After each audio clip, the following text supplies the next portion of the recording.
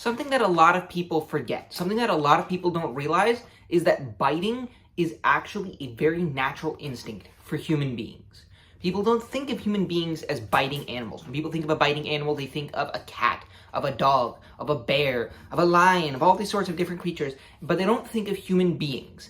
And to be fair, human beings' bite force is nothing compared to a lot of these animals. We can't bite onto somebody's arm and snap their bones in half. But first of all, human beings can bite a lot harder than most people can expect. You can do a lot of damage, a lot of actual damage, not just like giving them a disease or something.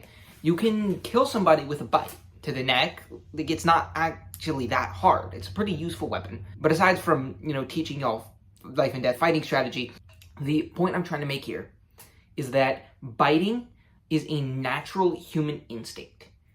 Little kids, you have to train biting out of them. Nobody teaches little kids how to bite. They teach little kids not to bite. But little kids, when they get angry at each other, they don't see it among animals, as my sister said they do. No, kids don't just see animals biting each other and decide to emulate that because they base all of their fighting tactics on animals. Like, do they see animals punch each other? No, punching is just a human instinct. And so is biting. Without seeing many prior examples, they just start biting each other because they're angry and because they do want to hurt each other, which is something that a lot of people pretend that there's also no innate human desire to hurt other people. It's always nurture, it's never nature. I have an English teacher, I had him last year, who told me that he has never in his life felt the real desire to physically hurt another human being. That's complete bullshit. He lied to me. He's a decent teacher. I like him as a guy. He lied to me. Every single human being old enough to formulate words has wanted to physically hurt somebody else at some point in their lives. And that's a normal thing. And neither of these things are actually seen or thought of or treated as normal things in the current modern society. I don't think that children should be told, it's perfectly fine to go around biting people, but people act as if it's not actually a normal thing, as if it's not actually a human instinct. It's something that they just do, I don't know where they got this idea. How could this be a thing that they're doing? It's seen as odd and unusual that people would have violent instincts or any attraction to violence. There's plenty of people that I've seen online, a lot of women and then a lot of men who aren't, I don't know them as people, but judging by their pictures, which most of them aren't very in shape, they're kind of the flabby intellectual type. They talk about, why do young men like UFC? Why do they like MMA and Muay Thai and all these different violent things, boxing? Why do they want to watch people get punched in the face? Of course they want to watch people get punched in the face. If a young man admits these days to having any sort of attraction to violence, to having any attraction to the idea of watching or engaging in fights, it's automatically seen as, here's a normal person who has no violent instincts, who doesn't like fighting, who's completely placid, who has never wanted to hit another person.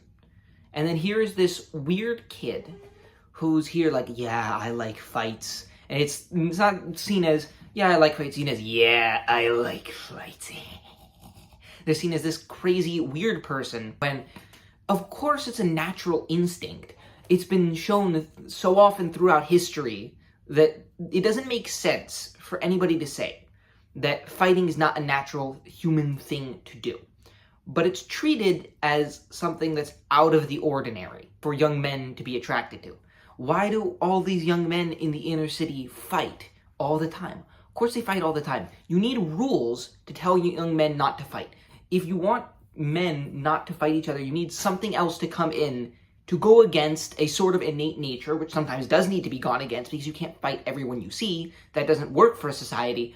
But there is something some internal nature that does need to be subjugated for young men not to fight each other all the time. I believe personally that the root of this comes from how women, and even among the men, a more female mode of thinking has invaded psychology, therapy, social work, and especially schools and other such institutions that work with both young women and young men. Where, you see, women tend to project things from themselves onto other people in order to convince themselves that they understand other people. This is how women convince themselves that they understand men.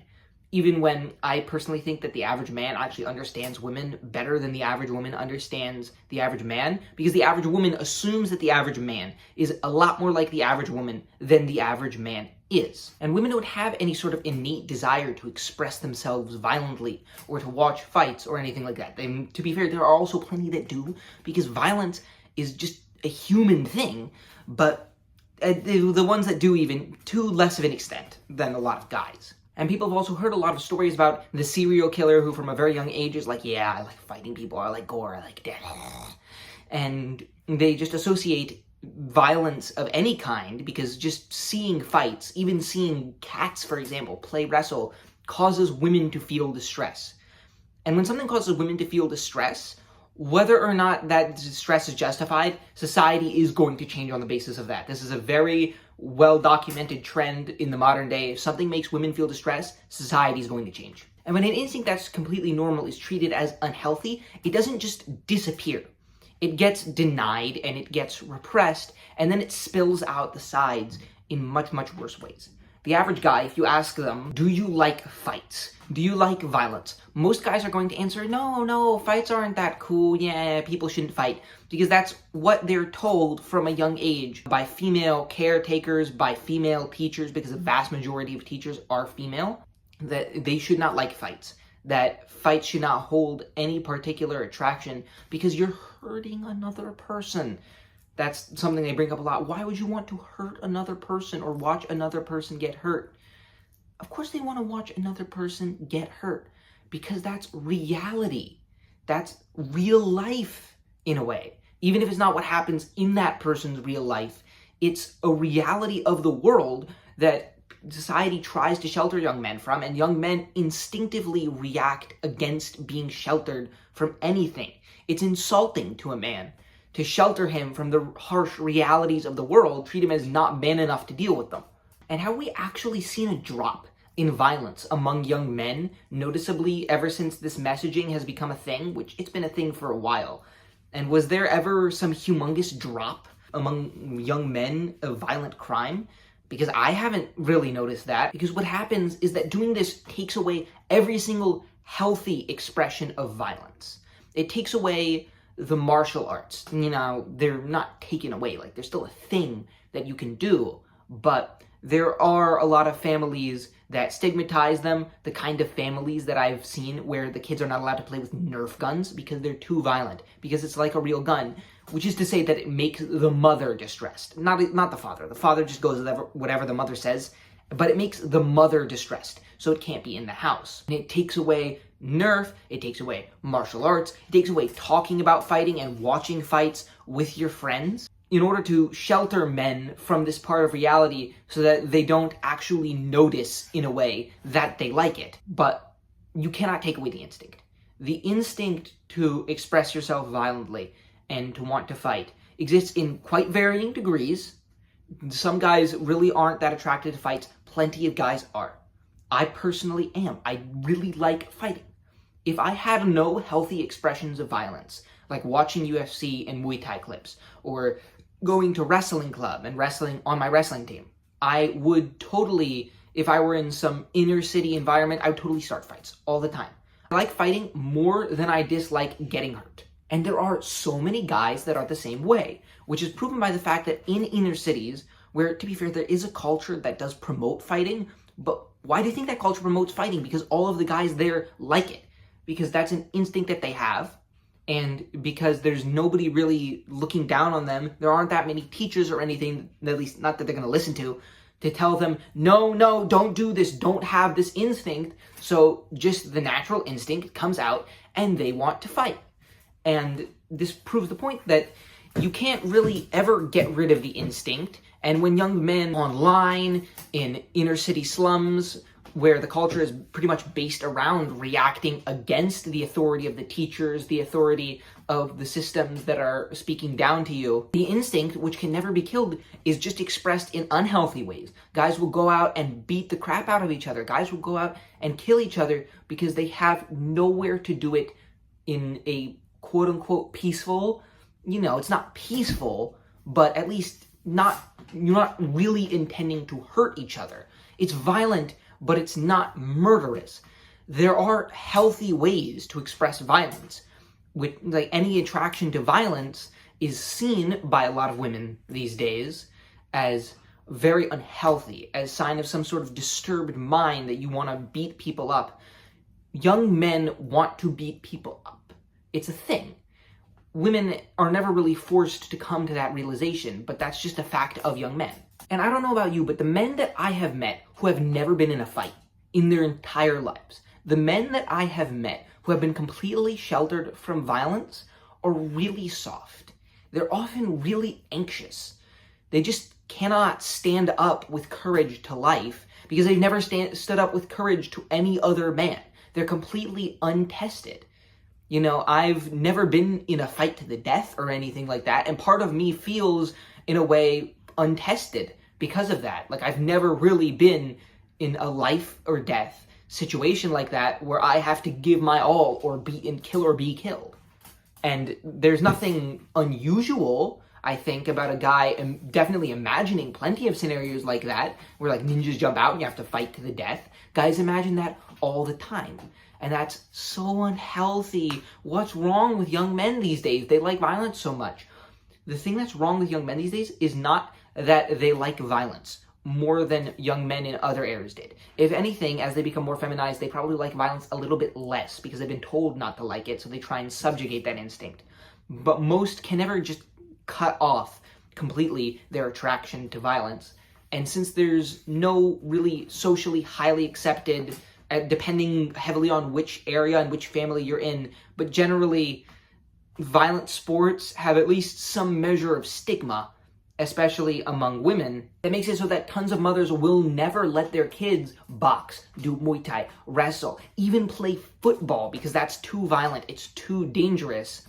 And without any healthy way to express this instinct, young men will only turn to expressing it in unhealthy ways. You can never stop it from being expressed. And there seems to be a willful ignorance, in a way, among the women and feminized men who push against even the violent sports, even against the healthy expressions of violence, of the potential benefits that they can have as a proving ground for young men, where they can build confidence. You know, people talk a lot about, oh, this makes me feel confident. To feel truly confident, and I think this is something like a big factor behind why so many young men these days are so much more anxious than they used to be. In order to feel confident, young men need to be able to prove themselves. What's normal for girls, people generally assume is normal for guys. People assume what's normal for girls is the more human thing, in a way. It's just normal for everybody to be that emotional and expressive and nonviolent and stuff like that. That's the healthier thing. That's the more normal thing. And so they assume that just like how girls don't feel any sort of need to prove themselves as being strong, prove themselves as being valuable, guys shouldn't really need to do that either. But guys do, I think, feel a need to prove themselves as being a man enough, to prove themselves as being able to handle life on their own.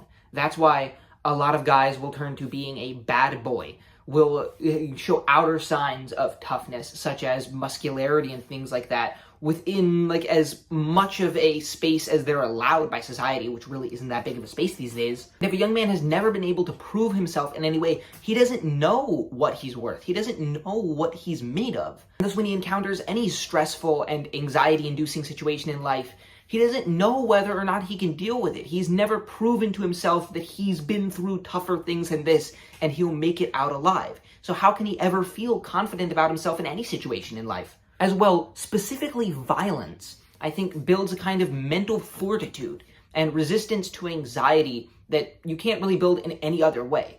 Because in a violent sport, striking sports and grappling sports, it doesn't matter what kind of sport you're doing. In any kind of violent sport, somebody's coming at you. Somebody's trying to force you into submission, force you into a position that you don't want to do, either by hitting you straight in the face or by grabbing you and just pinning you on the ground. Somebody's trying to do something to you that you don't want them to do, to your body, in your space, in your face, no mercy, not caring whether the pace is too fast for you, nothing like that. It's not some sort of empathetic joyride. And while all this is happening, you need to force your will on them. You need to think of what you're trying to do while you're gassed, while you're tired, while it's hard to keep your guard up. and you need to react to what they're doing, and not only that, but find openings, find some way to do what you're trying to do yourself.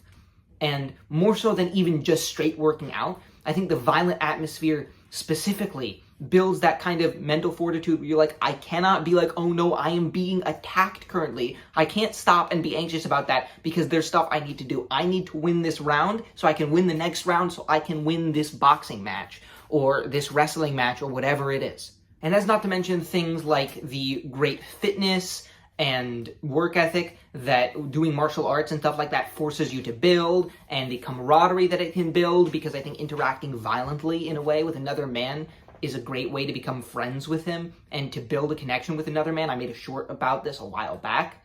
They don't notice that, the women and feminized men who speak out against all expressions of violence, healthy or unhealthy. What they see is a bunch of whacked out psychos who like hurting other people. Of course they like hurting other people. They're men. That's an instinct that's been there for thousands of years, and it's not going away anytime soon. So I invite all of you to be murderous people-hurting psychos with me, because if we take the advice of the people who call us murderous people-hurting psychos, the murderous people-hurting psychos will have nobody trained to stand up to them in the future, and they'll hurt a lot more people than we will, trust me.